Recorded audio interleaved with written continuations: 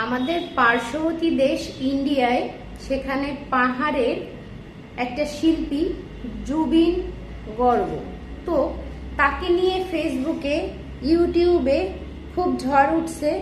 সে সে না ফেরার দেশে চলে যাওয়ার কারণে দেশের চতুর্থতম রেকর্ড গড়েছে তার শেষ বিদায়ে। তো বোঝেন কতটা ভালো লোক ছিল। সে যত টাকা ইনকাম করছে সব কিন্তু জনগণের মধ্যে বিলিয়ে দিয়েছে। তার বাবা ছিল একজন ব্যারিস্টার, মা ছিল একজন প্রাইমারি টিচার, তারপরে একটু গানের শিল্পী। মায়ের কাছ থেকেই তার শেখা গান। তো সে যত ইনকাম করত সেগুলো কিন্তু গরিব দুঃখীর মাঝে বিলিয়ে দিয়েছে এবং তার ধর্ম জাত পাত কোনো কিছুই দেখে নাই। সে সব ধর্মের মানুষের সাথে মিশেছে, ভালোবাসা দিয়েছে মানুষকে, এমনভাবে ভালোবাসা দিয়ে এবং মানুষের বিপদে বিপদে সবসময় ঝাঁপিয়ে পড়েছে। যতটুকু নিজের অর্থ ছিল নিজের বউ বাচ্চা মা বাবাকে না দিয়ে সেটা সব মানুষের ভিতরে দান করে দিয়েছে। নিজের পকেটে টাকা না থাকলেও অন্যের কাছ থেকে ধার করে হলেও সেই টাকাটা সে দিয়েছে। বিনিময়ে সে যখন পৃথিবী থেকে চলে গেছে তখন দেখেন তার জন্য এত ভালোবাসা, এত অনুরাগীরা। আমি তার দেশ থেকে অনেক দূরে, তারপরেও কিন্তু তার জন্য আমার খুব কষ্ট হয়। আর আমাদের দেশে খেলোয়াড় ধরেন, শিল্পী ধরেন, নায়ক ধরেন, এদের টাকা পয়সা আছে, এরা তো গরিব ফ্যামিলি থেকে বড় হয়েছে, কারণ এদের মা বাবা তো ওরকম বড় কিছু না। এদের টাকা পয়সা হয়েছে ইনকাম করে বিদেশ নিয়ে যায়, ওখানে গিয়ে যায় বউ মেয়ে নিয়ে শান্তিতে করে।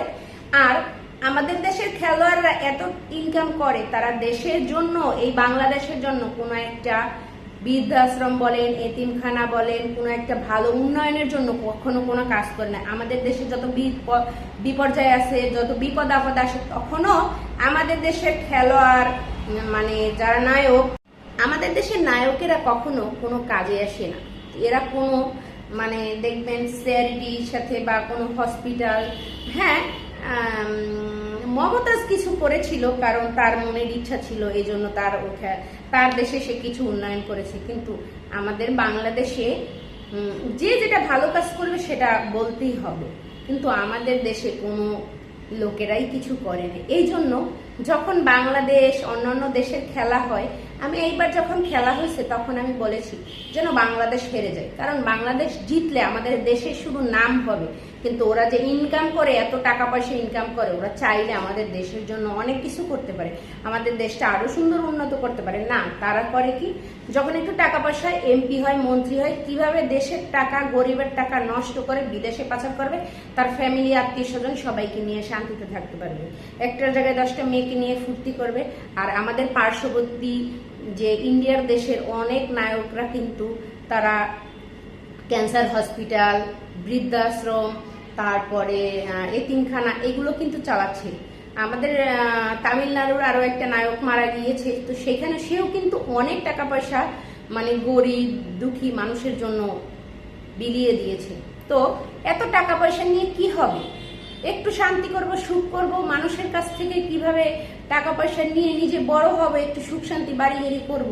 যখন না ফেরার দেশে চলে যাব তখন আর কেউ পাশে থাকবে না। একটা মানুষ বাঁচে কতকাল? 50 বছর, 60 বছর, হাইয়েস্ট 70 বছর।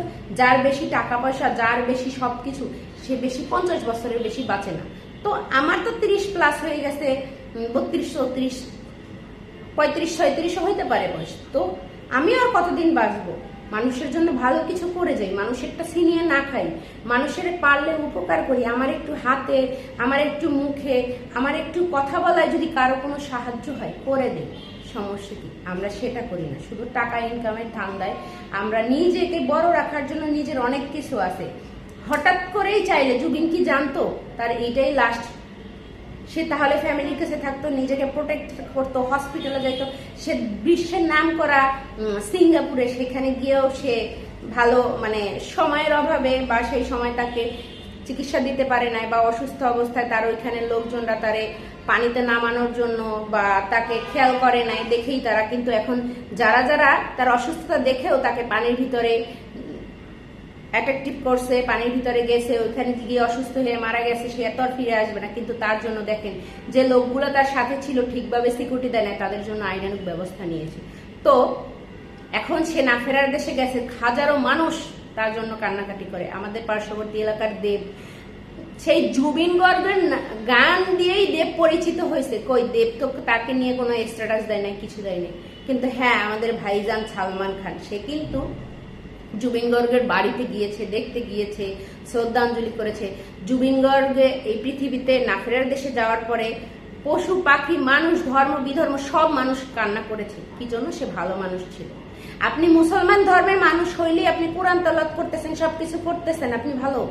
আপনি কখনোই ভালো না। আপনি যখন না থাকবেন পৃথিবীতে, আপনার জন্য যদি হাজারো মানুষ, লাখো মানুষ নাই, কোটি কোটি মানুষ জুবিন গর্গের জন্য কান্না করেছে, জুবিন গর্গকে ভালোবাসেছে। সে বলেছিল যে না, আমি একজন মানুষ, আমি সবাইকে ভালোবাসি। তো মানুষ হইতে গেলে এইরকম হইবেন। ভালো থাকবেন, আল্লাহ হাফেজ।